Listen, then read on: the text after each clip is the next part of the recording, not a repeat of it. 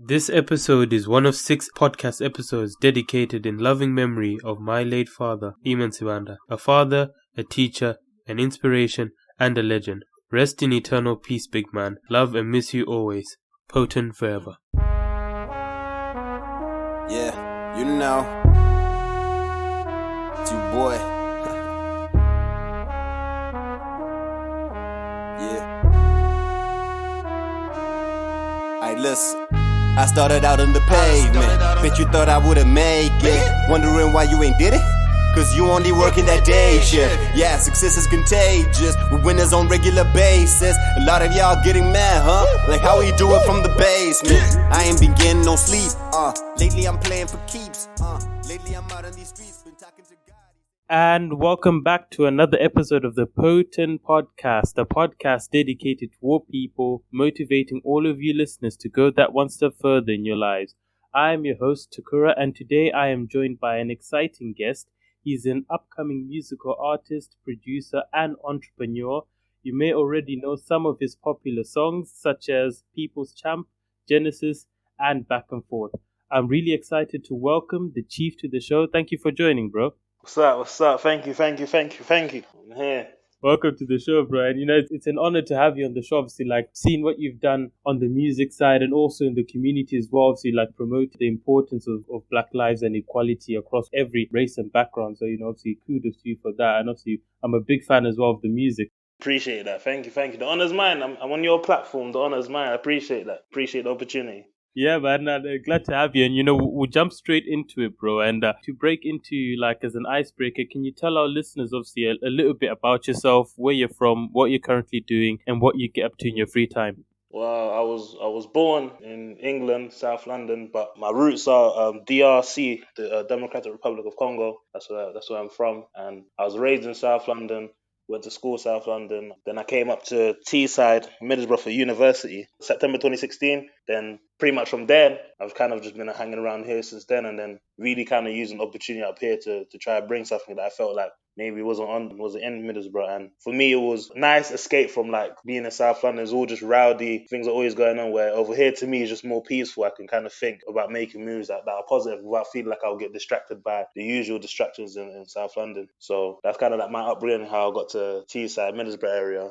And then, through that, I've always been interested in certain things, such as music. I've always been the type of person just to want to do things with people. Like, I don't really like doing things myself. I don't feel no glory in that. I don't see the point of it. Like, you're just celebrating on your own. So for me, I've always been trying to build teams, build things. I've tried many times to set up like musical movements. So right now, I've got something going on called the 100, which is more than music. To me, I represent that as life. So the 100 is like you put 100 in, you get 100 out, you get what you give. It was all these type of like slogans, if you want to say, like just things we kind of stick to. And then through that, I've got Lethal Records, which is the music label that I started. And we've got music artists on that. And then also just doing many different things. So we can break that down. But yeah, in summary, that's kind of a bit of myself, yeah. Awesome, man. And that's, an in-depth and obviously well-structured intro as well, bro. Like, I really like the fact, you inherited your roots. And obviously you came from London. And obviously you came up to Teesside, obviously, because obviously you said it's a peaceful area, and obviously you're looking to make bigger and better moves as well. And I can see you're doing that. And I agree on what you said about, being a team player and, sometimes, doing things on your own it's not satisfying. And when you're working with other people and pushing each other, there's that synergy and there's that energy and that motivation to obviously, when you succeed, obviously you've got a team around you and you're celebrating together. And it's not just by yourself, which is wonderful to hear, bro. And obviously, like, on the music side, man, I can really see, obviously, for me, like, I've seen, like, a lot of your releases and the 100 as well. Like I said, a couple of my favorites on there, Genesis, Back and Forth. I think even before that, People's Champ, like when I came across the song, I was like, wow, this is, and it's undiscovered sound that people need to look into, obviously, because, you really find a lot of really good talent, out there when it's underground or it's undiscovered, and we're not used to the whole, like, standard stuff that we find, being released in the industry and stuff. And it sets you apart because obviously you're doing something different and you're not conforming to the norm as well. So it really makes you stand out, and I really like that, man. I appreciate that. The funny story with People's Champ is that, like, because I've been doing music for so many years, like, People's Champ to me is the point where I felt like the confidence was in me now. Like I've always felt like I was kind of confident but a bit shy at the same time. But People's Champ was when I was like, yeah, now I'm ready. Like because before that video, I hadn't released a video in like 2 years, but I had put stuff in like a couple like streaming platforms. I wasn't really taking it seriously. At the time I thought I was, looking back it's like I wasn't. So when People's Champ came and then I did the video for that, a couple people in the video, even till now, like I'll still kind of go back to the video. For me, it's like a cool moment. Like I had a couple people come together, did People's Champ, and it's funny now that when I release newer things, it's like they'll say, yeah, that was hard, but that People's Champ one was crazy. Like everyone's still reacting to People's Champ. It's like, oh, you guys really like People's Champ. Yeah, exactly, man. I think that was, like you said, obviously that was your marker to say that I'm ready, and I think it's really shown in the song as well. So that was, I think it's one of my favorites, man. It's in my favorite playlist on my phone. If Appreciate that. Appreciate that. if you can manage at some point to get it on Spotify, man, that would be amazing as well. Because Yeah, you know the problem with these songs, because the beat, the instrumental is not it's like it came from a YouTube beat, right? So with those type of stuff, it's a bit harder to clear it on the streaming platforms. The plan really is, because I also make beats and all this as well. Like I got like a team, we make beats. It was to do the one that's kind of come from like a YouTube beat, and then really the plan was have that one there on YouTube, yeah, and then everything else kind of, that's when I started doing my own thing. But that one's there so that if people did want to hear me, where it's not like an instrumental I did or one of my people, they got People's Champ. And it's good. I'm glad I knocked that out of the park, because they can always go back to that. exactly, and get that reminder that Chief Mania is coming for you. Yeah. Exactly. Exactly. Even till now, like when I talk to you, a lot of people missed all the punchlines that was happening in there. It's just interesting, like to hear people talk about it. And I asked her, did you catch that bit? They'd be like, what? No, I didn't even know. I was like, yeah, see, you have to listen. You have to listen. Exactly, man. That whole song there, there's like 20, 25 punchlines in there. Exactly, man. Exactly, and it's really like it's set a good platform for you, and obviously you've built upon that. You've shown that proactivity on that, and it's really really exciting to see where you've got things now, and obviously where you're going as well. So on that, I think obviously before we get into the next question, man. Where can people find like your music, your IG, your Twitter? All my socials are the same. The Chief Lethal. That's my social. Snapchat, Twitter, Instagram. The Chief Lethal. YouTube is the Chief. I got a YouTube channel there. The Chief. I've got an EP that's out. A new EP that came out. The Chief Presents the 100. That's on Spotify. All under the Chief. Yeah, if stuck on finding links and stuff like on my Instagram or Snapchat, that the links are always in the bio. People can always message. I'm always the type of person, I want to reply to people that message just to show love. So yeah, worst case scenario, if people get lost in finding the link, just message the Chief Lethal on any of the socials. Exactly, man. And I'm pretty sure, obviously, I'll put the links as well in the bio for this episode as well. So at least, people won't get lost. And I encourage all of the listeners to go check out the Chief. He's got some real bangers out there that, you're going to enjoy. So, we'll move on to the next question, man. Obviously, this one, obviously, it gets at the heartstrings a bit, but what would you say are your passions, right? And what do you love most about them? And I know music is one of them, but, it's your chance to say all the other passions you have as well, including music. That's not music. Like including, so you've got music and then any other passion that you have on top of. Oh, okay, yeah, like football and stuff like that. Yeah. Yeah. So football's one of mine. Support Manchester United. We just had a hard game there, but football, I'm real interested in football. I still kind of dibble in and out of like wrestling and things like that. Like I've always been into it for some reason. I still watch like UFC, boxing. I'm just into those type of stuff. Basketball here and there. Then I'm interested in, like, I have weird little hobbies. Like I can draw. Like I could draw really well. So sometimes like I just get my book and just start drawing. I'm really into like films and stuff. So I write scripts. I'm writing scripts now. I've got like a short film I'm writing, which is I'm due to probably shoot before the end of this year. And I actually got a short film out that I did last year. Tomorrow Could Be Better. That's on my YouTube channel. Many things. With me, like I don't know why it is. Once I get into something, like I can just fall straight in. Like I delve straight in. I want to know everything about what I'm interested in. Because my whole thing is like, if I want to get into music, I don't want to be blindsided by nothing. So I want to know exactly what happens in the industry. Same thing with football. Like I know so much about football at Man United that you'd be surprised. Same thing with wrestling. Kind of going into art, reading more books now. There's just a lot of things that I'm just trying to do. Yeah, and right now I'm kind of more focused on my faith because I reverted to Islam. So it's kind of studying the Quran and just understanding my faith properly and just following that. Absolutely, man. And I like how you once you make a decision, right? You go into it, and you're not in two minds about it. You go straight in. You commit to it. You give it your everything, man. You're infinite, man. I don't think 100 would be enough. Like I think your infinite is the number, because obviously you're giving it all you got, and I really respect that, man. And I like how you're also breaking into like short films as well, and that can also complement the music. So that's going to be really, really exciting to see as things go forward. And on the football side, you support United, I support City. We're rivals, but obviously, You support Man City? yeah, yeah, yeah. But how long have you supported them? Me since 2008. That's when I started high school. Because obviously I went to high school in Zimbabwe, innit? So when I went to boarding school, that's when I started watching like City.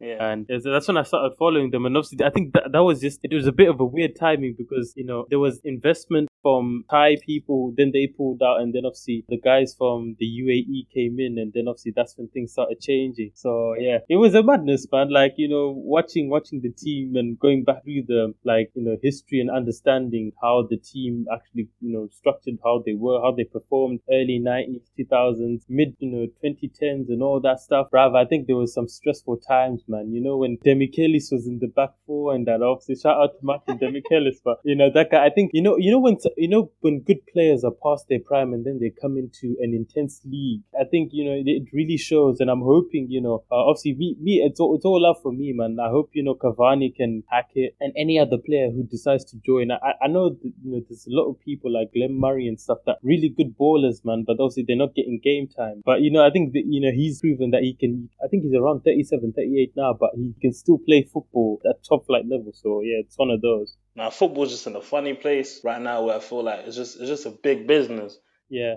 Like a lot of people are just making moves just to, I don't know, just to get money. Like you will see someone's just popping off one day and then 80 million to the next team, and then they kind of flop over there and end up moving for like 10 mil, and it's just like, hold on, that guy was just like a 70 million flop, but they don't really talk about it. But that's why right now, Man City, teams like Man City, the reason why I find Man City funny is because like I would always say they bought their trophy. Like they bought it, and then right now it's funny because I'm watching Man City now and I'm finally seeing it. Like they're cracking because all their kind of class people have just vanished. Like they're not even around. I don't know where they are. They're cracking, and I don't know. So it's interesting to see how they manage. De Bruyne is like the last one left. De Bruyne and Kyle Walker's holding it down. After that, I don't really know. Your team's gonna have a hard one. Your team's gonna have a hard one. I'll probably say the opposite, because I'm actually excited to see where the team goes, because I think De Bruyne was still yet to get the best out of De Bruyne, and he's probably going to be there for the rest. I'm hoping the rest of his career. And obviously Bernardo, you know how injuries are, man. Yeah, no, I know. Did you see what Leicester did to you guys though? No, yeah, we got done, man. We got done. Left, right, and center. I don't know, like to me that was a shame because I saw Man City, like it looked like they really tried. Mm. Like they did. I give you guys that they tried, but Leicester, I don't know, like what they did was naughty. Yeah. Oh, I think that's the Premier League, man. Because obviously, like, I think this match day, but by the time this episode comes out, like this match day would have been like ages ago. Yeah, word. But like Leicester got clobbered by West Ham 3-0 at home as well. So Yeah, that's what's weird. I'm thinking, what? it's a bit of a tricky one, bro. It's a bit of a tricky. The Premier League is fun. You go from winning 5-0 against the bigger team to losing against the team that's in the relegation zone 2-1. It's like, what happened? I guess that's the beauty of the league, man. That's the beauty of the league. Man. It's not predictable, and that's the beauty about it, man. Yeah, exactly. Yeah. So we'll jump back onto the podcast, and obviously, like moving on to like inspirations and stuff. And obviously, you've got into music, you've got an inspiration for drawing, and you're into sport as well. But who would you say has inspired you and made a positive impact on you? Musically or just as like normal? For everything, if you've got. Who's inspired me? I get inspiration for so many different things. I would say the main ones kind of start from the music because that was the main focus. So like I'm inspired by guys like Tupac, Ice Cube, Dr. Dre. But what I do is like I get inspiration from little things from each of them because especially going into like music, I always said to myself that if I'm doing music, I want to know how to do the whole thing because who said I couldn't learn how to do all of it? So in terms of like the rapping side, I would get inspired by like I understand like the technicals, what's needed in rapping. So you got the melody side where I appreciate guys like 50 Cent who came in with like kind of like hard lyrics but kind of put a bit of melody to it. And then I appreciate guys like Tupac who got that raw rap and Ice Cube, guys like that. There's Snoop Dogg who's kind of come with like a different flow. like a slow flow. Biggie, he's got his whole different flow. In terms of music, it just goes everywhere. Just I take inspiration from everything and kind of add it to what I've got going on. Kind of build, it's like building the super musician. Like I just take inspiration from everyone, even stuff I think is rubbish. Like I'll hear the thing as rubbish and try to hear the good in it and think, okay, that's what I shouldn't do and this is what I should do. Try it, see if it works, and then yeah. But then going into like life as a whole, a lot of these guys like Tupac and stuff, I like listening to their interviews. I like listening to interviews because I want to hear the person. So sometimes like I like your music because I like the person that's talking and kind of follow what they're saying. It's like, yeah, this is someone that has principles. So growing up was just, it was a lot of that, like a lot of looking at interviews from people, and a lot of the times they did kind of come back to like musicians, and then especially like reading, you see, of course you've got the normal, what you would say like black people inspirational, you know, like the Malcolm X, Martin Luther King. You go like I take it from all of that, and then it's just just anyone that's kind of like a notable, respectable black figure. I've taken the time to kind of see what they were about. Absolutely, man, and I like how you've said that. Obviously, you've mentioned a lot of notable examples, and obviously you're taking bits and pieces from them, and obviously you're integrating it into how you deliver music yourself, and you're finding what works, and you're finding new ways of delivering music, and obviously now you're not going to be just one type of musician. You're going to be like a multi-dimensional type of like Yeah, exactly. musician. You're going to do raps, then sometimes you're going to do like, if you're going to do like, what's this thing called, the vocal side, and then like acoustics and all that stuff. Obviously I don't know music in depth. Obviously you know in depth, but obviously you've got all these avenues, and obviously you're now opening yourself up to all of the possibilities, which is really, really good. And I like how it complements what you said earlier. How when you go into something, you invest yourself fully so that you understand every aspect, and you're not caught blindsided, which is very, very important as well, that you're not caught out, you're caught blindsided, which is really, really important. And Exactly.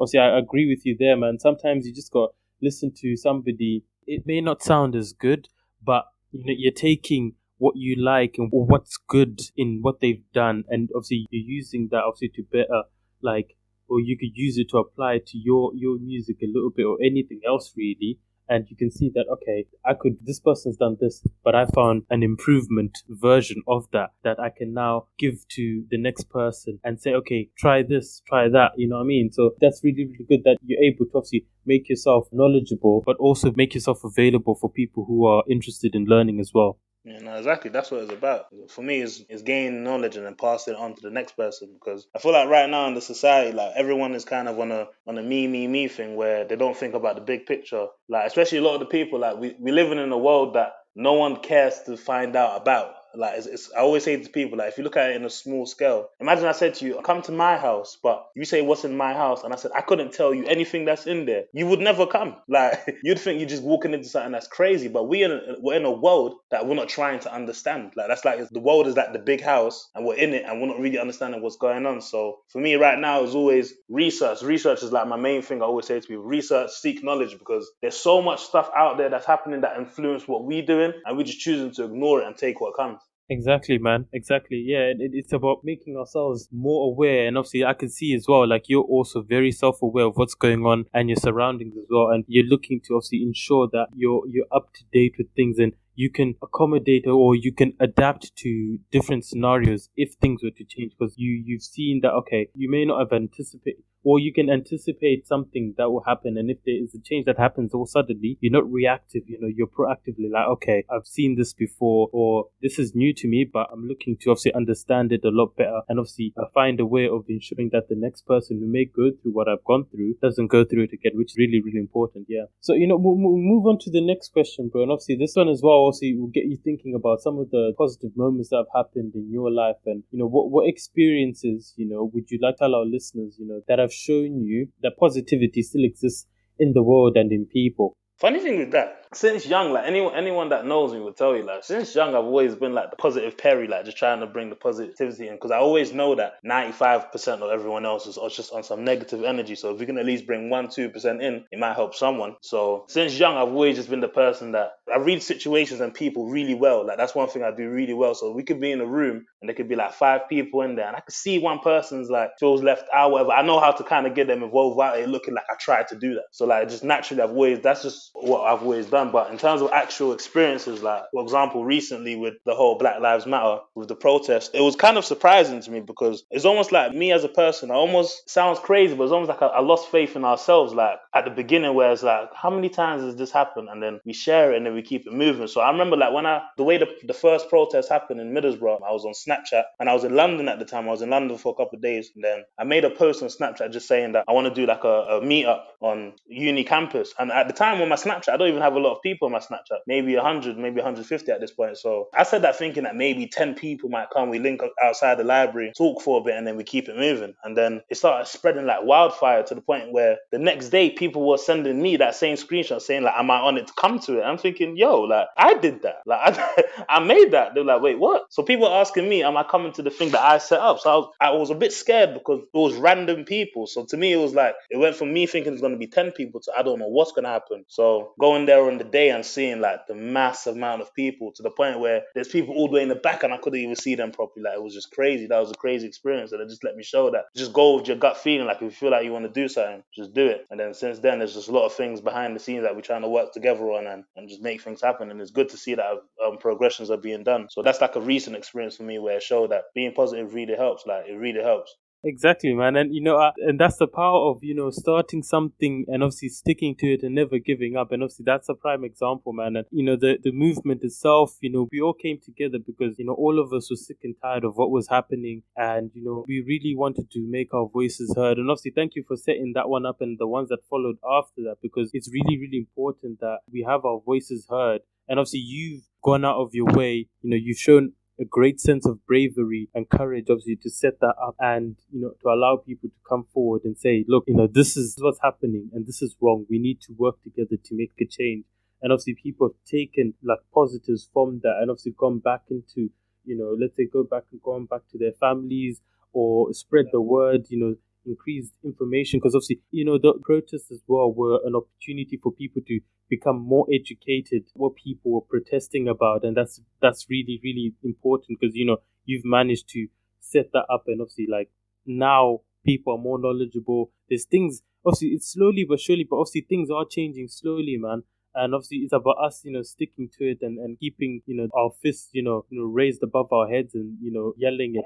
Even jumping that, a lot of things has really been done, especially like because we did like the protest and then like publicly, like there's not really been a lot going on behind the scenes. There's been a lot like we've been doing, like there's been a lot of progressions happening. So that's the beautiful thing. And also just saying to people that, because even when I first did the protest, I didn't really want to call it a protest. I was more calling it a gathering, because protest, it just for me is the idea of going somewhere shouting. For me, like naturally, if you get into a conversation with someone and someone's shouting at you, you don't listen properly because you just hear the shouting. So my whole point was conversate like intellectual people, because if you're shouting, the same people that we trying to fight against, they're going to look at like, look at these rowdy animals, look what they're doing. Whereas if you come from an intellectual approach and actually talk like you've done your research, talk like you actually stand for something, talk like you can sit in a room with 100 people and say this with a calm manner, even if people are reacting in ways that you don't want them to, you can still show that you can stay calm. That's going to make them look at it like, oh, this is a serious person. Whereas if you just rah-de-rah, shouting, it's like, look at these angry guys again. It helps their stereotype. We need to break the stereotype that they got against us. But we keep getting into these scenarios, and I keep seeing the pattern where someone might do the protest. Even at the protests I set up, like people come to speak and then they'll do exactly what I thought people would do. Like, they'll just start shouting, start doing this. Is like,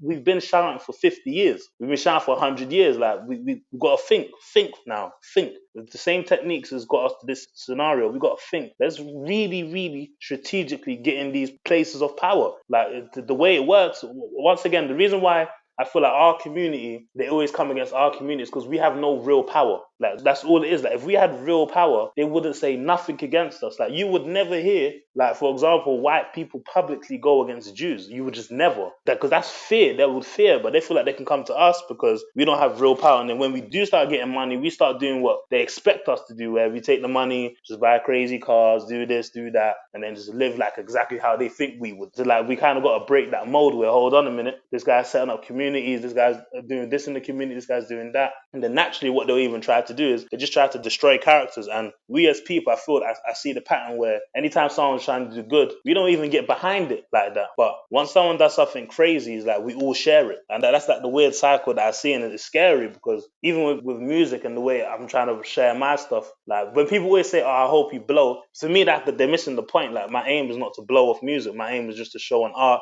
express it, and hope certain people catch it. Because I know if I wanted to blow, I could do exactly what all these other people do, which is maybe a day before a song drops, maybe just go chase someone in the road, beat up someone, record it, act like I'm real tough, drop a song the next day. It's going to be the craziest thing in the streets. They're going to be like, yeah, this guy, look, he's doing this. But if you come with some positive stuff, they don't really share it. They look at it, they might message you on the side, yo, that's dope, keep it up, but they're not really going to share it because maybe it's not cool. Like the idea of cool is not that. So it's just weird. And we live in a world where it's almost like 99% of people are hypocrites, because I remember even in school, like if you see someone that was in the library or doing their work or doing this, doing that, they were like a nerd, they were like a loser. And then it was like, says who? For me, it was always like, who said that? Who said that they're a loser for that? Because from where I'm sitting, those are the type of people that get the job done. Whereas people are slouching around, focusing on silly things, but they called because of that. So to me, it was like a catch-22. Like, that doesn't make no sense. And it's just that same mindset is followed through with everything for some reason, where the moment you do some negative stuff, you're cool. The moment you do some positive stuff, you're a loser. So that makes people that do positive stuff not want to do it no more, because I see it like, it's like, what am I trying for when the people I'm trying to do something for don't get behind it? But as soon as if I started going around clowning, if I started just dissing every single rapper in the game, they'll think I'm the coolest guy in the rap scene now. They'll be like, yeah, this guy's serious. But then when something crazy happens now, they'll turn around and say, why did he do that? He shouldn't have did that.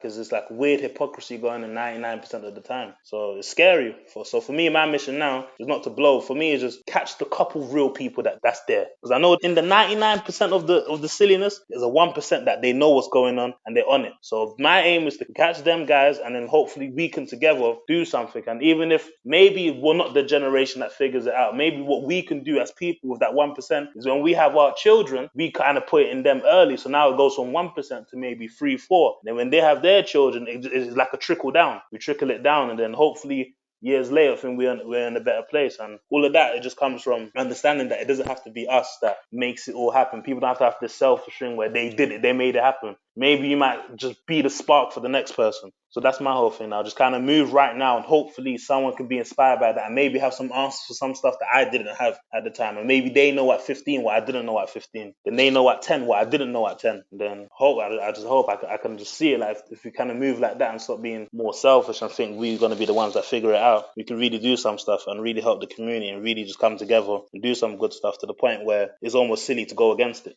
Absolutely, bro. Absolutely. You gonna add anything else, or? No, yeah, that was it. All right, so yeah, no, I was gonna like add on to that and say, it is like you said, it's funny how, like, when somebody's doing something positive, or something that's to build other people up and elevate, it doesn't get the same attention as something negative would, which is quite peculiar. And obviously, like, what you're doing now is, we're trying to break that cycle, because obviously it's a weird cycle to be in, and it's a catch-22 where you don't really understand why people are doing what they're doing, obviously with the sharing of negative things, and then asking why that person did that thing.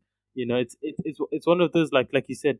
And from like what you said, from your part and from my part, we basically target and reach out to that 1% and work with them, because obviously they're the ones that and because they see what's happening, they understand how things work, they can see the value in what we're doing, because obviously we're trying to bring other people in, we're trying to elevate others, we're trying to show the world that the world is still a positive place. The two of us, obviously, we're working on you're working on the music, I'm working on the podcast, but the message is, like, and you highlighted it, it's obviously it's not to become big, but to share something that is valuable, positive, that people can hold on to and use that as motivation, obviously, to look after themselves, better themselves, improve their own circumstances, and not continue this cycle of stereotypeness, of hypocrisy, and all of that. Like, we're looking to break that cycle and show people that, look, somebody focusing on their craft, investing in themselves, it's actually worth a lot more than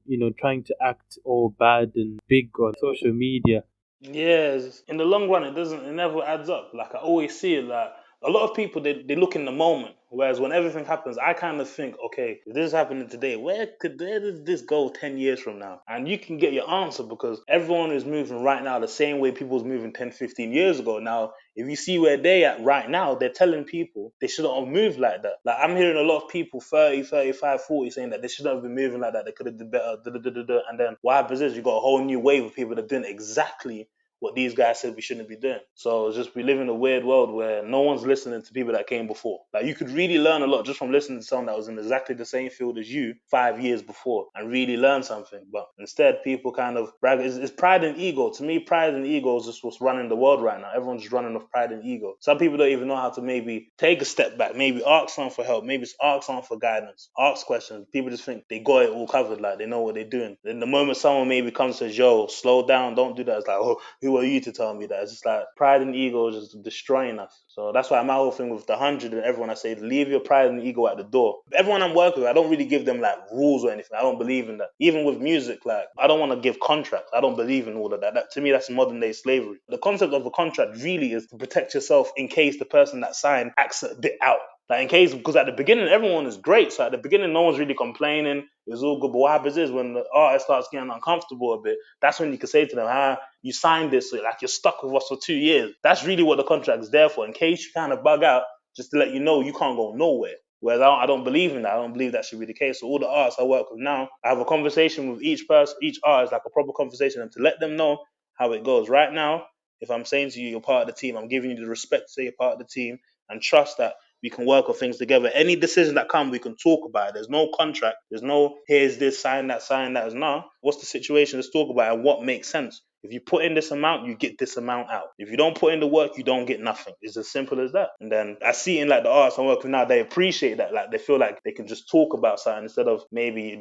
whatever, like it will just get sorted out. Everything is we speak about it, because it's your product at the end of the day. I believe if you're the artist, you should have the rights to know what you want to do with your work. Like, I don't believe in you sign something and this person tells you what type of music to make. This person tells you what you should do. And a lot of the times when people sign to people, like, they sign to someone that doesn't even listen to like rap or things like that. So how's that person going to tell me what type of music to make when he doesn't listen to that type of music? So it's scary, but all of it now is just like you were saying, just building ourselves, building that little 1%. We've got the 2%, just building on that. And I feel like if we, as a 1%, 2% help each other, we can be self-sufficient enough to the point when the next wave comes, they're in a better position than what we started off with.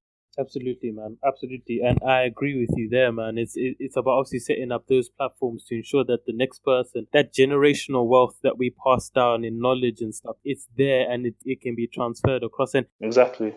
I wanted to add on to what you said earlier. Like, I think it's, a lot of pride. And it also comes down like communication, because communication, I think, is the most underrated tool that's out there that exists. The ability just to communicate and just make your feelings and thoughts heard about something. You know what I mean? So, some people don't know how to communicate that across, like, let's say they need to ask for help or anything like that. Like, they don't know how to ask. It's one of those where, I can understand maybe the person may be in fear, but you never know until you ask. Like, just the ability to just say, yo, Chief, can you help me out with this? I'm trying to write, let's say, a letter to a birthday card. Let's say I want to write a birthday card to my mom. What do you think I should say? Obviously, it's your madre, man. You see, for sure, I love all of that. You know what I mean? So, it's just that little bit, like, obviously in that example, man, just approaching somebody and just asking, I think I've said this in other podcast episodes as well, and some of my guests have said it's like the ability just to ask somebody, even, it's never really a stupid question if it's important to you. And, you get a lot further by asking that question or saying what you think, can help improve your circumstances, or asking somebody to help you improve your circumstances as well. So I definitely encourage our listeners to take on board what you've said, and also integrate like what how you've looked at things as well. So we'll move on to the next question. Obviously, I think this one you would definitely say a lot more of, because you're very, very familiar with it, and it's come from the journey. Obviously, you've moved from South London all the way up to Borough. Obviously you've studied at the uni, and obviously you're also involved with music, drawing, and all that stuff. And obviously, like, with all those activities, right, you've definitely like faced some challenges along the way, and obviously you've overcome those challenges. So, can you tell our listeners, how you've overcome some of the challenges you faced so far?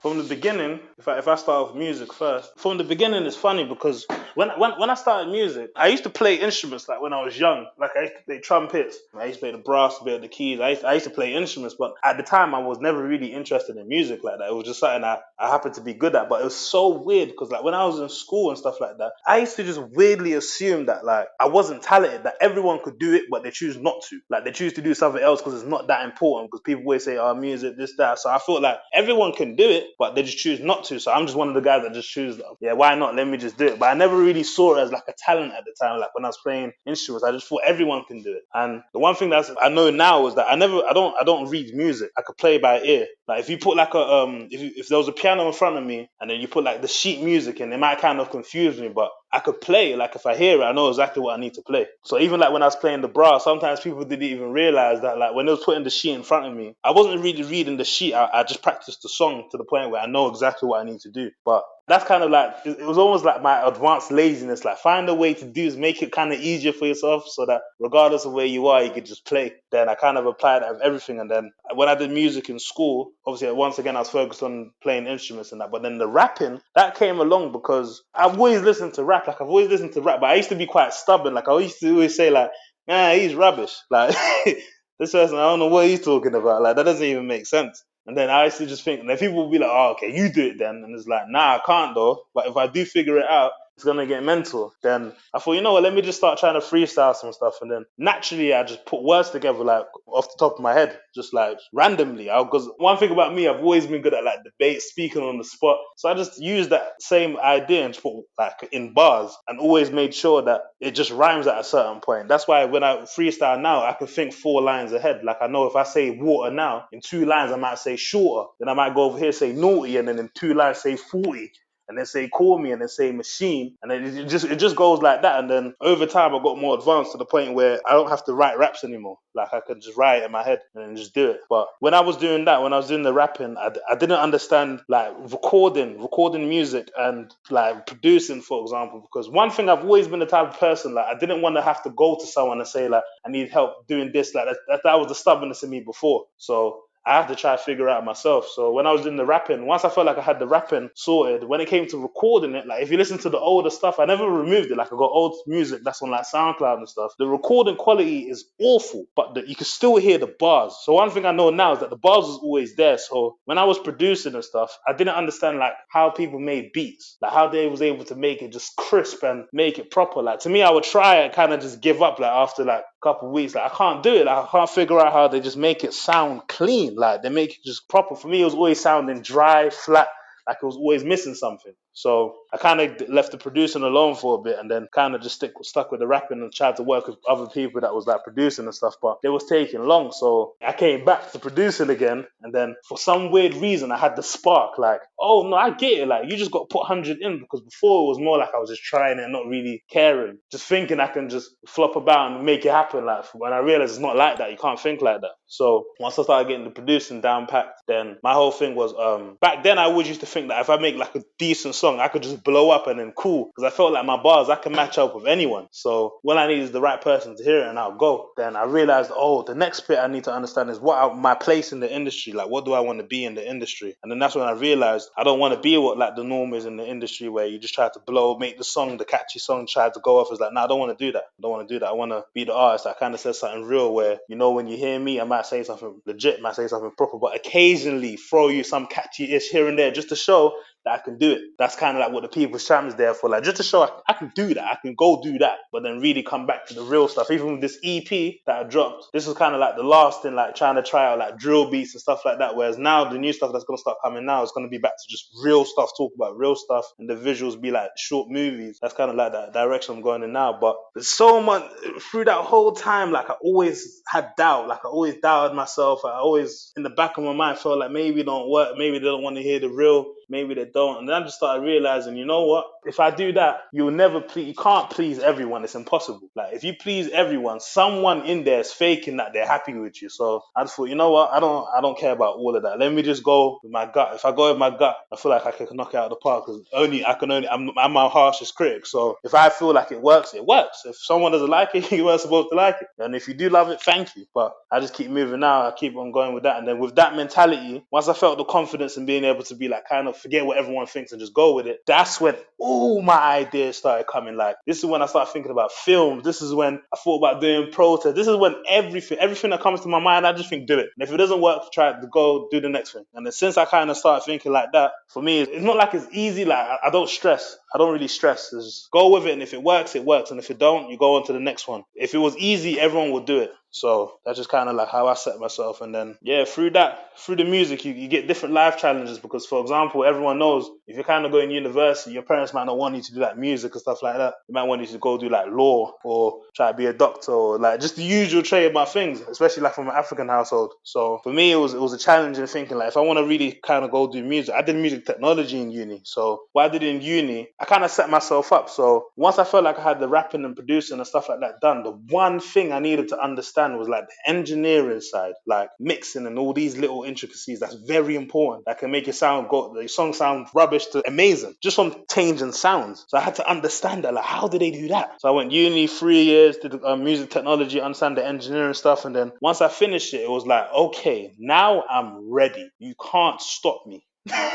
That's kind of like what happened now. You can't stop me because I can go into the studio right now and create 10 whole songs, a whole album, and not need anyone the whole time. Like I can do that, but I choose not to because I don't get satisfaction from that. So my whole thing now is that now that I've learned everything, I want to be a source for other people, whereas normally people would go to other people like to engineer their stuff and they might charge crazy prices, do all of this. I want to be the person that's like, nah, don't go there. Come to me. I know all of that. And I ain't gonna charge it. Especially our people, like our people get robbed left, right, center. Like, no, forget that. Come over here, we'll do it. And then like I could do all of it. Like we can come to my studio, make it happen. And then I don't charge for features as well. That's one thing I don't believe in. Like God gave me a voice. Why am I charging you to use my voice? Like I didn't create my voice. Like God gave that to me. So features, like for me, is even if it gets to a stage where it's so crazy, I could start asking for crazy money. I already know if I was to charge for features, that'd only be to get that money and give it to like charity. I don't want no money from features. That's one thing I don't want because it sounds weird, but the rapping side of everything came easy to me. Like doing bars was always kind of, I know that was a natural talent in me.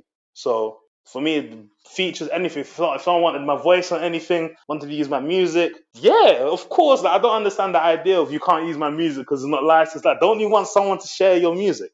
Like, it just doesn't make no sense. Or you ask someone like, yo, here's the music, but I have to go to my label to clear it. Like, yo, damn, you can't even share your own music. That's when I realized I can't sign to someone. And even in a stubborn way, when I was coming up, the reason why I kind of started my own label is because I said that at the beginning, I will only sign to someone if the boss of that label, I think he's better than me at rapping. Otherwise, that I don't believe that person could say anything to me like in terms of rapping. Like I'm not going to sign for someone and that person doesn't rap, don't do nothing. Like doesn't what are we talking about at this point? Then when I kind of stubbornly just said to myself, hold on, I think I'm the best rapper though. It's like, nope, I gotta start my own label then.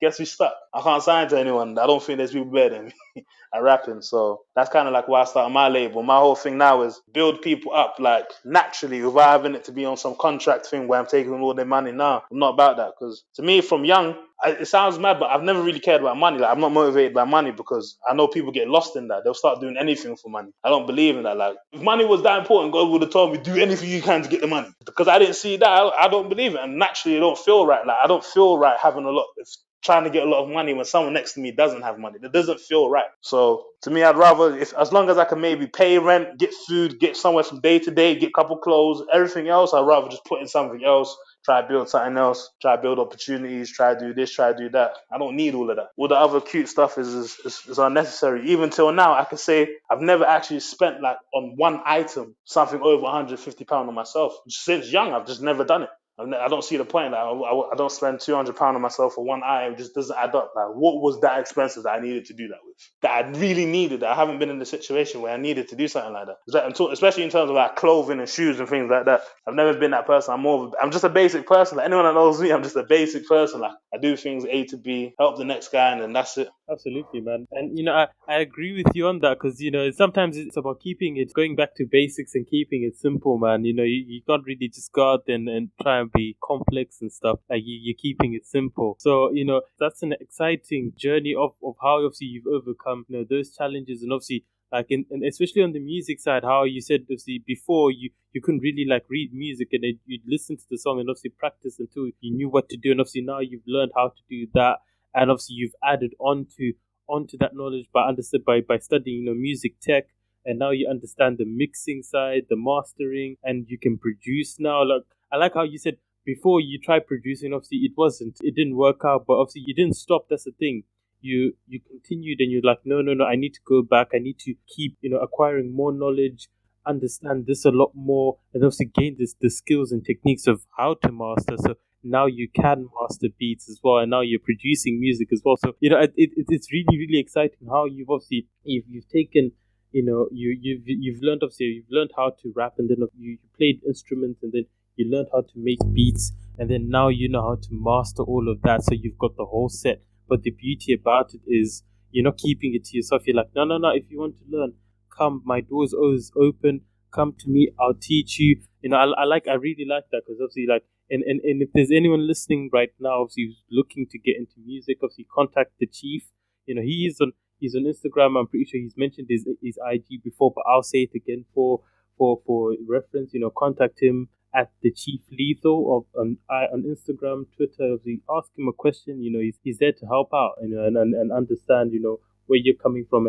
I like how you said, when you mentioned about like your label not having no contracts, like you're bringing the person in and you want to understand that person, their desires and objectives as well. So you can tailor your approach and your ability to coach them and support them in a way that's unique to them and what their expectations are. So at least, they don't feel in that trap where like they think, oh, I'm contracted, these people are not even listening to what I want to do or what I want to try, this, but you have actually enabled a bubble or the atmosphere for that, where an artist can come to you and say, I want to try something different. You're like, okay, cool, let's sit down, let's talk about it, let's find the best way of implementing your idea and building upon that, which is really really important, bro. And I love that. I love that, man. It's firing me up, man. I'm excited to hear when you do get a chance to release the new stuff. We'll be waiting, man, waiting to hear what you have, man. And yeah, there's gonna be a trailer for a next video coming. It might even be out today. You might even see it in like 2 hours. I've got a new video coming out,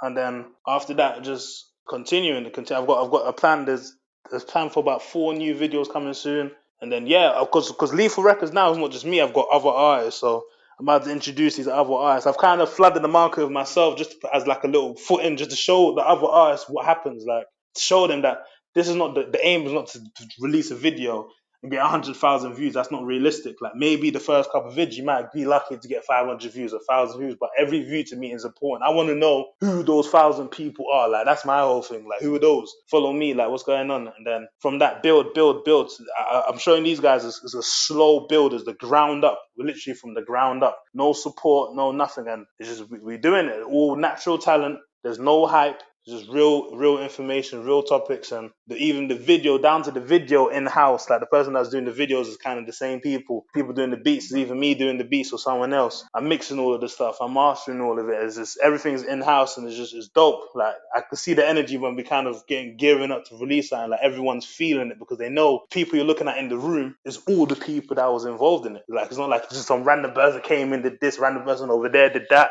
It's like we did that, we did this. So that's just the environment I'm trying to show, and hopefully I can get to a stage where there's so many people like because I believe in this whole no contract thing. So for me, it's like someone can come up to me, and if we share kind of similar views, I believe in what they're saying. I can shake their hand, and say, yeah, you can represent Lethal Records, you can release some music, we can get the beats going, we can start going, and you never know, it may get to a stage where we get like 100 real individuals that's just representing Lethal Records. Because my idea is, if you're unhappy, you can leave. Like, if you're unhappy, if you feel like you want to go your own way, I'm not stopping you do anything. There's no contract. You can walk out tomorrow. Like, you can have gone from today being the most hottest artist on Lethal, and tomorrow you can leave. I'm not going to stop you because maybe you generated something for us. If you're not happy, you can go. I don't stop no one doing nothing. It's not on me. I don't control your life. I'm not supposed to. I'm supposed to just add to it. So, yeah. Exactly, man. Exactly, and I like how you see your label as well. You've got you're just bringing in like people who want to obviously to grow and obviously understand music a lot more, and obviously become the consistent producer. Obviously, because it's not about clout. It's about being consistent and producing highly valuable content that that listeners can really relate to and can listen to for a long time, and that's the most important thing. And I like how you said you're giving people the platform. Obviously, that you can be here, and if you feel you want to go your own way, you can go your own way. That is really good because obviously you're allowing people to they've got that freedom to be themselves, and they're not like constrained, or they because I think when people are constrained, they'll feel a bit like limited. That limits their progress. But you said no. We're here to help each other grow. We'll help each other get better, and we'll build upon that. So the platform for growth is there, and that's where people feel the best for growing, and that's really important, man. And I like how you've done that, and that's really brilliant, man. That's really brilliant. So we'll move on to obviously the next question, man. And what do you think? And obviously it's about overcoming, and like it's similar to the previous question, but what do you think is the most valuable thing about going through like a failure and then bouncing back? Me, I don't look at nothing as failures. I don't look at nothing as failures as lessons. You learn from it. Like, the only time as a failure is when you take that lesson, you mess up, and you decide to stop. That's when is the failure. If you learn from that, anyone that's currently succeeding in something, they will tell you there's a time where they failed. But did they really fail if they're telling you that they've succeeded now? So it's not really a failure. It was just a moment in time where something happened, kind of went left, but you get back on track, move right, put yourself on your own pedestal. Like, people need to gas themselves up. No one's there to gas you up more than yourself. So you have to be first. You have to believe you want to succeed, and you go for it. And if you put 100 in, I believe if you put 100 in trying to succeed, there's no way it doesn't work, or at least something works from it. Like, something has to come from it. Otherwise, then you're just doing the wrong thing. And at a certain point, you would know that. Switch over and just go with what feels right. And then from then, you succeed in the way you want to. And then have realistic goals as well, like realistic goals at certain points. Don't just think one day you're gonna wake up and be the greatest thing ever in the field. You got to work towards that. Look at those that's great in the field that you're trying to get in, and look at their story and see does that even match to maybe something you're doing? Can you relate to it, or create your own path? Maybe you're doing something that no one's done before. So if you're doing something no one's done before, you're probably gonna make more mistakes than anyone because you can't really learn from anyone. Like, you kind of learn it from yourself. So those type of people, there, I even respect them more because that's tough. That's kind of like what I'm trying to do. I'm really the movement I'm doing, I haven't really seen it be done before. So I know a lot of mistakes are going to come from that. I'm going to learn a lot. And through that, as long as I stay pure and positive, I know that I'm doing the right thing. So, yeah. Exactly, and I like how you said it's also down to the perception of what's happening, because as a failure happens, we're not looking at it as a negative thing. It's just one of those things where it's an opportunity for us to learn, and it's what you take from that. And obviously you're open to like mistakes and things not going your way, but you're looking to obviously like learn from that and use that to bounce back and obviously push on and move forward and get better, which is the most important thing in it, like with the journey on the road to success as well, because you're taking the time to understand and experiment, but also opening yourself up to make those mistakes, learn from them, and obviously know what works and what doesn't as well. So that's really important. So we'll move on to the next question. I'm pretty sure this one obviously it'll excite you a little bit, because you've mentioned of where you've come from with the music, but obviously this question is more or less on like where you're now going with music and with other things. So can you tell our listeners what excites you about the future going forward?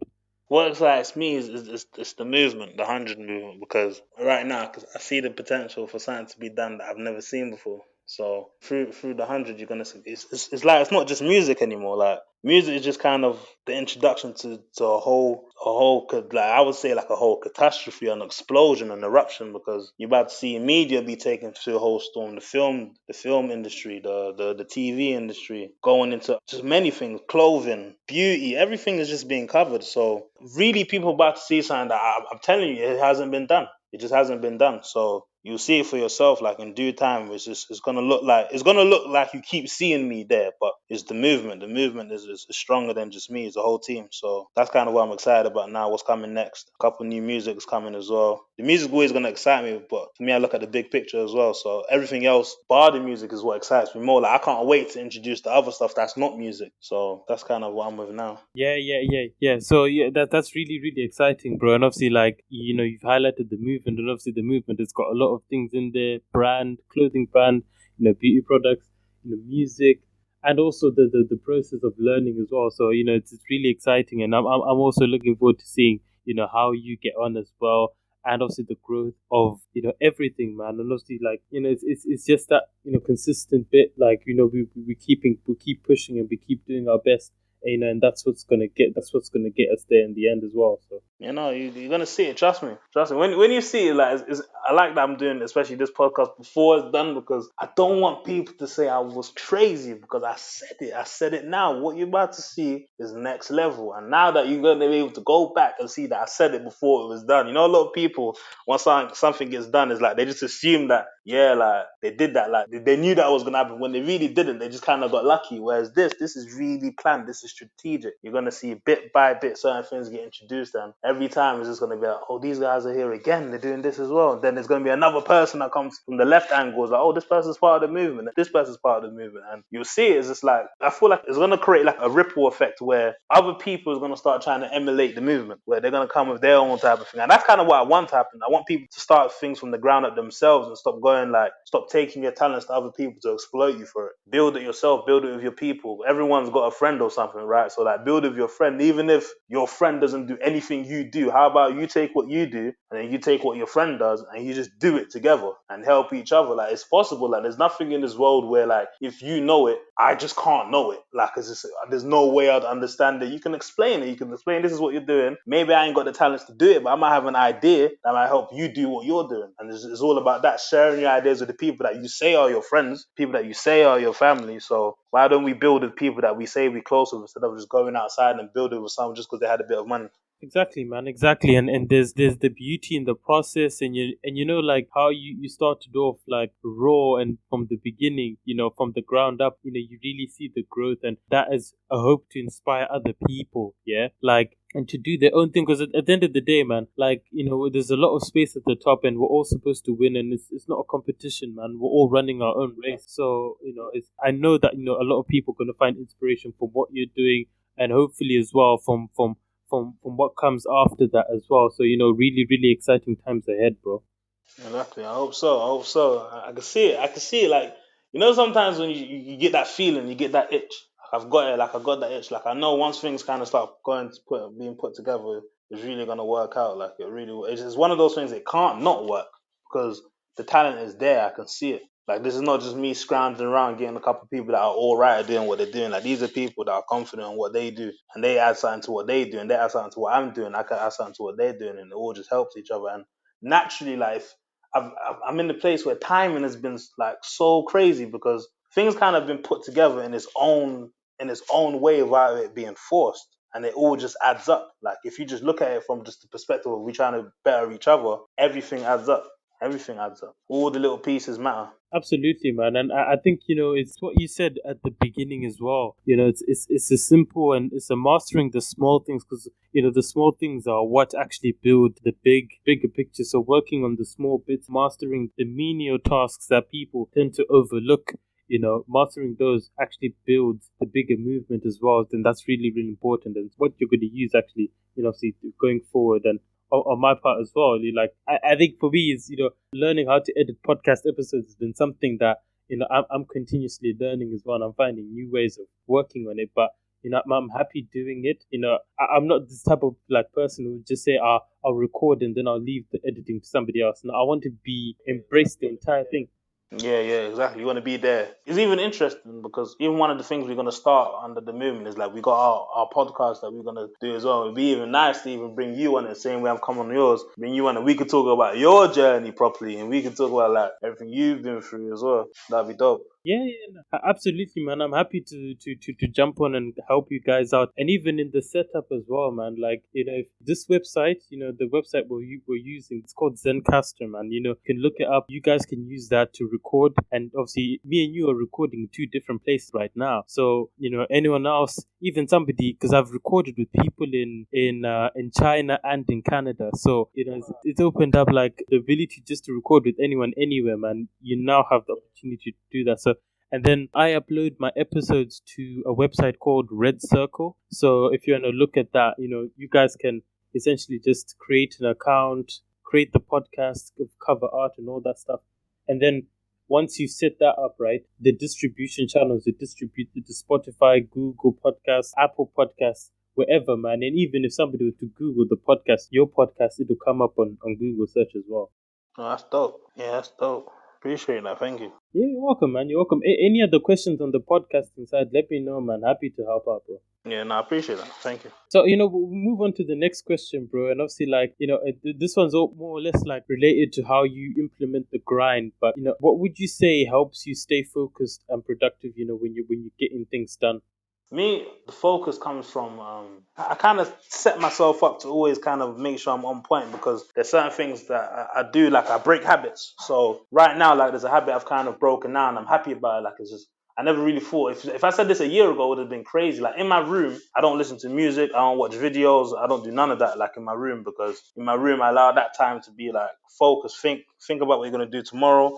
Think about what you did today. Think about ideas. You get, write stuff down, read. So all of that now is just that I know that if I come out my room, yeah, I could do the music stuff. I know that if I go to inside my room, I'm not even doing any of that. Like, I don't listen to no music, no distraction. I'm just zoned in, and then that's what helps me a lot now, where I can kind of come out the next day and just be like, yeah, yesterday I did that, last night I did this, and then really plan the next day and dedicate time, and like really think about timing. Don't get distracted. Don't go somewhere where you feel like that might waste 5-6 hours. I'm not into any of that no more. Like before, where people might go to like little moves and stuff like that. It's not in me no more. It's just, I don't know what it is. It's just left me. Like I just don't care for it. So anything that I see as like a major distraction, I stay away from. So I just make sure I give myself a good amount of time every day just to do something, and then also give myself time to rest, because that's important. Give yourself a day or two sometimes just to do nothing. Maybe just sit around, do what people like doing all the time, where you might sit around, watch TV all day. Give yourself them days, because it does help. Because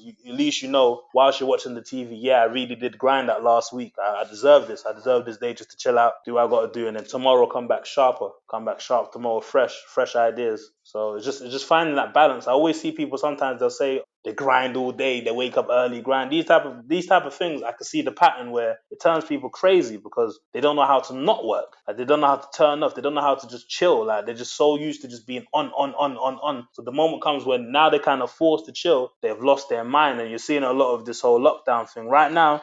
You've probably seen a lot more people kind of lose their mind than ever before, because they're so used to being on, being outside, doing something. They've been told to relax, and being told to relax have caused them to lose their mind. Now think about how crazy that is.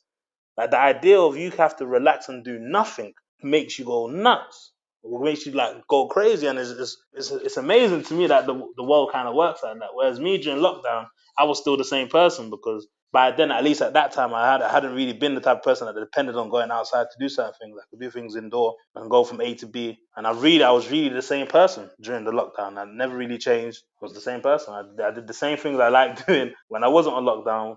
Yeah, just that's what helps me get my focus. I don't allow myself to get distracted by things that's not important. Absolutely, bro. Absolutely, man. And I like how you said, obviously, you use that as an opportunity to, obviously, you distance yourself. When you are being productive, you distance yourself from things that are potentially distracting. And it's important, like you highlighted the key message there, that as people are putting in work, it's important for people to also give themselves a rest and reward themselves as well for the hard work they've put in. I think a lot of the time it also links back to what you said earlier, that our biggest critic is ourselves. So understanding that the amount of effort we put in, obviously it's not going to be like curated by somebody else, because obviously we're our best judge. So if you feel you've put in enough effort for something, you give yourself a break, and when you're relaxed and rejuvenated and re-energized, obviously you can come back and continue.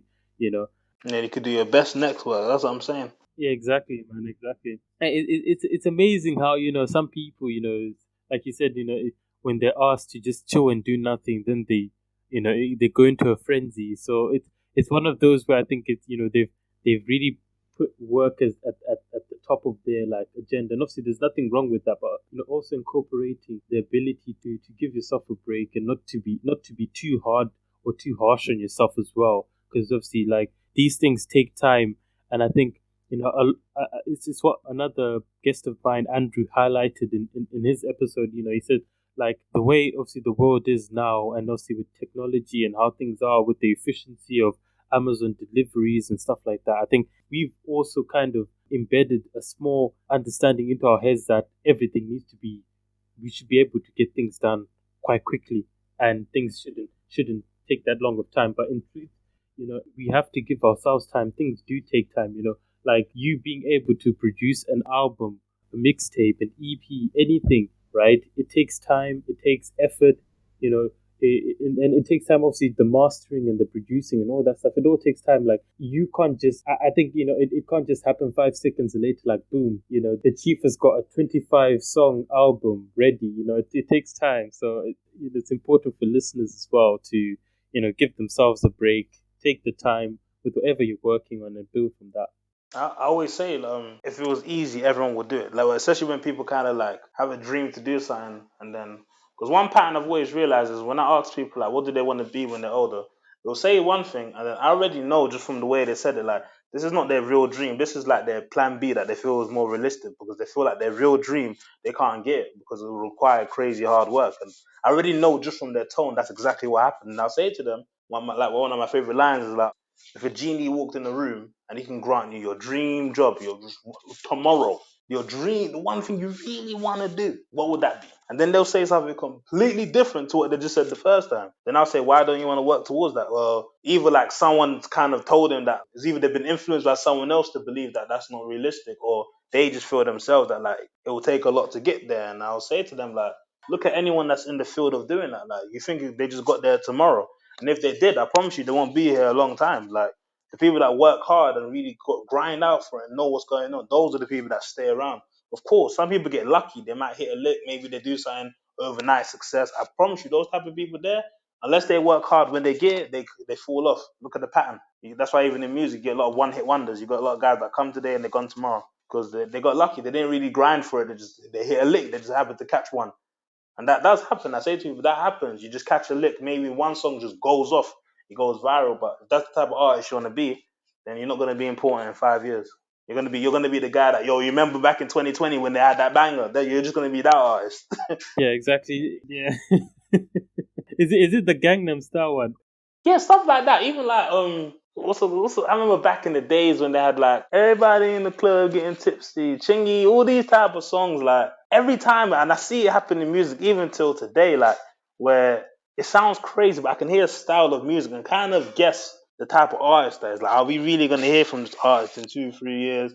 I feel like this is going to be their year right now. They're not really going to hear from them again. Like it sounds crazy, but I've managed to predict some of these stuff. Like now, just listening to music, being able to hear like the style like that person's doing is going to be amazing this year. Like it's going to be number one this year, but it's going to be like number 5 next year. Then it's going to be like number 74 the next year, and we're not going to hear from them again unless they come back round and change up their whole style. That's the only way they get to come back round. But if they keep that style, they're not going nowhere. They're going to have to change their whole character to make it again.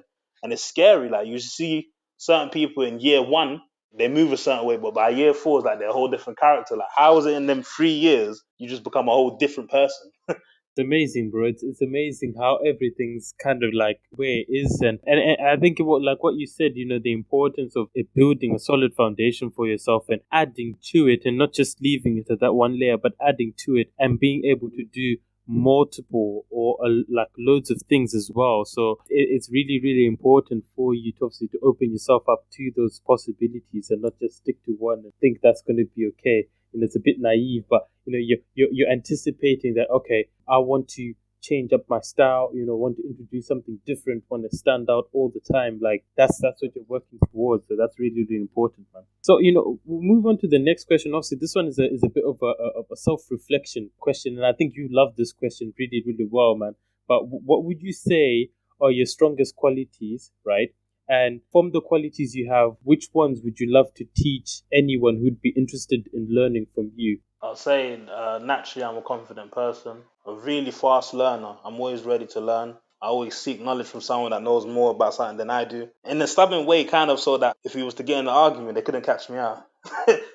That's really like what ends up happening. Like someone knows something, it's like, hold on, why does he know that and I don't? Then I want to know why he knows that and then kind of know more. That's just kind of what motivates me to always just seek knowledge, just know more, know more. Because you can never know everything, but I can always know more. So that's just my whole thing. The plan is not to know everything, it's just to always know more than what I knew yesterday. So yeah, I would say that. I'm a good connector. I'm good at putting people together. I'm a good conversationalist. All of it comes from just me always just staying true to who I am. Like I don't talk to people and kind of put a front like I'm someone else. Like you're either gonna take me for me or you're not. So it's just with that. That's just the confidence I have in myself that I can be me and go into certain rooms and be okay, talk with a certain tone and get my point across in a way that it needs to be put across. Even be in the rooms, if we're joking around, joke harder than the person that's joking there. In terms of everything and anything I do, the aim is to be the best at doing it in anything I do. And if I believe I got to the best, then my whole point is to show how to be the best. If I believe I don't believe I'm actually the best at anything yet. Like that's the one thing. I don't believe I'm the best at anything yet, but I want to be the best at everything. So but I won't get complacent. Even if someone was to tell me, "Oh, I think you're the best," I won't believe that because the moment I start thinking I'm the best, I might get complacent. My whole thing is, nah, this guy over here, he might know some more about that than I do. Let me go over there real quick, see what's going on, and just keep trying to know what's going on, and then show the next person who don't know. Yo, I found this out over here. Learn that, learn that. My whole thing is now I'm 22 now, so things I'm learning at 22, I'm trying to tell people that's like 19, 20, so they kind of got a 2 year advantage on me. They get to know the stuff at 19, 20 that I didn't know at 19, 20. Hopefully they can get that to the guy that's 17, 16, and once again, it's like a ripple effect where in 10 years' time, now the amount of people that's 22 just knowing things is going to be different to what we knew at 22. So that's big with me, and that's the one thing I always say to people, man. Stay true to yourself because a lot of people create an image of themselves and representation of what they feel the society needs them to be. And then it was one of those like, says who? Who said you're supposed to be like that? If you can prove that every time you became that type of person, you saw 100% success and you was 100% happy, tomorrow I'll start faking it. Like, I mean, like if that was the case, tomorrow I'll be the greatest fake in the world. Like, but I see the pattern. Once you start doing that, I can see in their eyes. I can see the unhappiness. I can see that they're not certain with themselves. I can see all of that. So me, I just try to implement in people. Just stay true to yourself. Be confident with yourself because don't allow someone to be more confident about you than you are. Don't allow people to talk for you because they might say something in the way you weren't supposed to say, and now they've created this whole image of you that you didn't create for yourself. Be in control of your own destiny. Don't put it in someone else's hands. But at the same time, know that that you can't do things alone. That's one thing. That's one thing I always learned. Don't be the stubborn person that feels like you got to do everything on your own because you can't naturally do everything. Whilst you doing one thing, you could have had a friend of yours helping out something else, and then by the time you bring it back to the table, you know way more. Like you can focus on one thing, have this person focus on that. Build as a team. Build.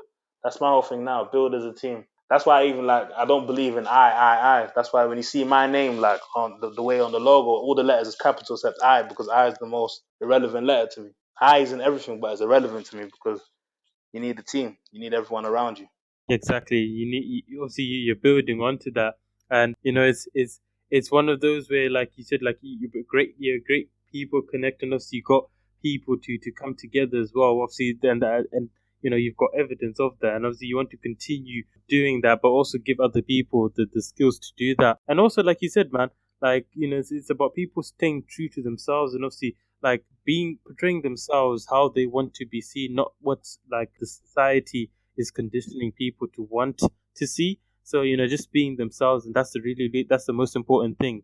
In terms of as you get things done and all that. On that, when you said you're looking to learn and also keep learning and know more, is there anything new you're looking to learn going forward? Right now, I'm kind of. I would say this last week or two, I kind of took like a pause with new things because, like I was saying before, like I was more focused on like my faith, just kind of understanding Islam as a faith. That's one of the main focuses right now. But except for that, it's literally the focus is building with the team. So whilst building, because I'm building with the team, and there's a lot of things that people are bringing to the table that I'm not like I don't 100% know about. Just so I'll be learning from them whilst they're doing it. So that's kind of like what I'm learning now. That's the new things I'm learning. All of the stuff that other people are bringing to the table, all the other things people are bringing to the table, and then learning through that what they're trying to do, and then help them with that. So that's my focus is right now. And then, yeah, going forward, I don't know. I don't know where the future takes me. I don't know where the future takes me.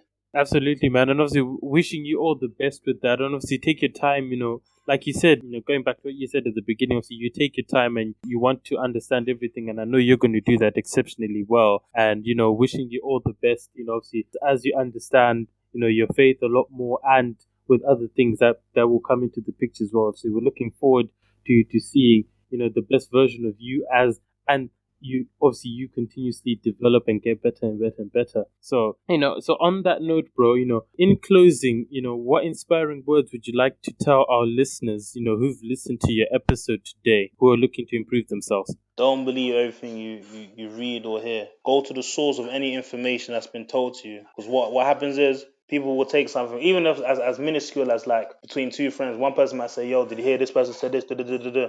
Don't believe it. If you really want to understand what's going on, go to the source. And that's with anything in life. If you want to understand anything in life, go to the source of the information. Say, for example, you wanted to learn about how VRs work. Go search who created it. Search what their intentions were with it, and even see if that's even what's happening today. Sometimes you might be confused with what's going on in today's society, and a lot of things cause confusion. So the best thing you can do is go to the source of anything that's confusing you and just hope that you might find what you're looking for. And if not, seek help, because someone might know more than what you know, and then through that you know more. Naturally, you'll learn more like that. So that would be my main thing. I would say just seek knowledge and don't believe everything you hear and read. Read between the lines as well. Sometimes they're telling you something, but they really mean something else. And really understand that. Don't just get tricked, because they think we're getting tricked. So don't just fall for it. Like if I controlled the media, if I controlled the news, if my cousin did something really bad, do you think I'd put it on the news? Like I'd make something else happen so that we don't focus on my cousin doing something bad or my friend doing something bad. And I promise you that's what's happening in society. There's friends clicking up, and there's certain things that they're not going to put in the news because the person running it, they're friends with the people, they have power. So do your own research, see what's going on out there, and apply that to your own lives as well. Don't just do something because someone else told you to do it. Believe in it, because if you believe in it, you'll put 100%. If you don't, you couldn't put 100% in. It'll be impossible to put 100% in something you don't believe in. Absolutely, bro. Absolutely, man. And thank you for sharing, those wise words as well, man. It's very, very true. And I think that example you shared at the end as well, like the story of like if your cousin like was to do a madness, like, and you worked for a newspaper or media outlet, like, it's very, very true that there will be things, you wouldn't bring that to light, and you bring something else to light.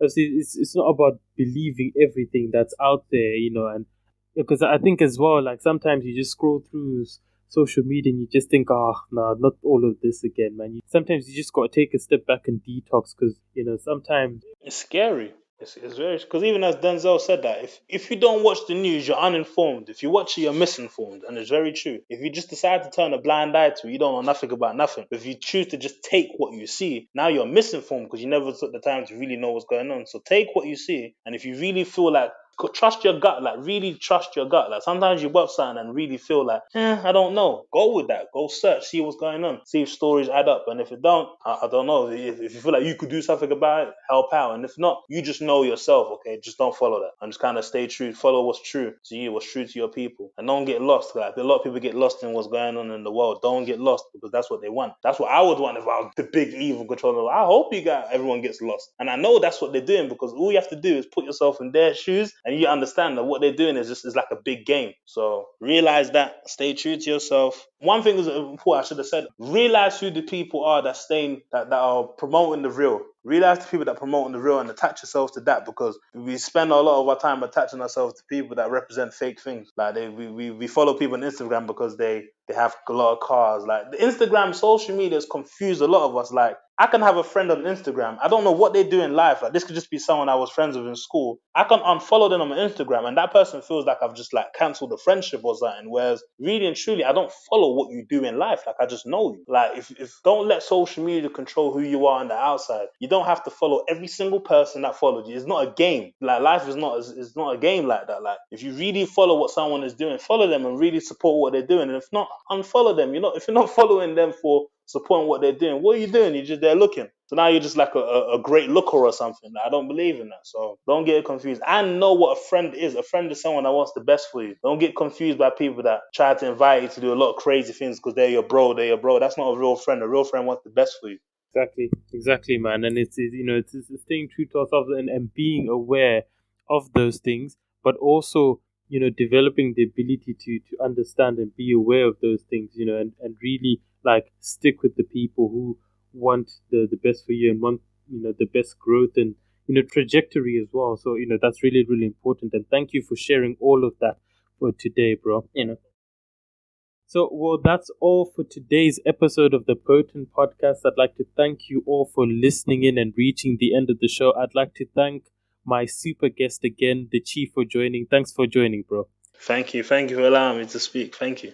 Yeah, it's a pleasure, man, and I'm glad I got you on as well. It's great to see what you're doing and where you're going. So I had to ask you to feature.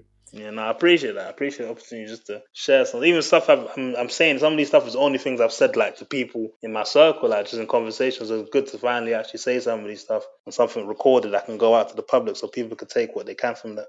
Yeah, absolutely, man, absolutely. And I'm pretty sure the listeners who've listened to your episode today do take that on board and use it going forward. So make sure you subscribe to the podcast on Apple, Spotify, Google Podcasts, as well as YouTube. Please leave a like, a review, and a comment. It will help the algorithm make my podcast more accessible to current listeners and future listeners. Thank you all for listening in. Till next time, be well and take care. And support the real.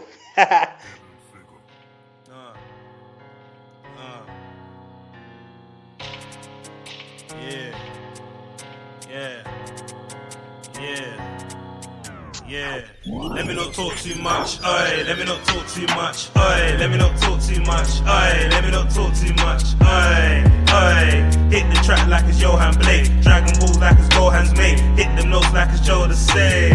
Hey, out the blue like it's Avatar. Getting locked up in Lethal's bar. Act to see, won't play your part. Too fast. Slow it down for stupid guys. Keep it slow, I'm super fly. Speed it up and deep the rhyme. Why? Money calls, one food, celibate. Bring the girl and won't beat celibate. Teach the young ones the game, veteran, settling.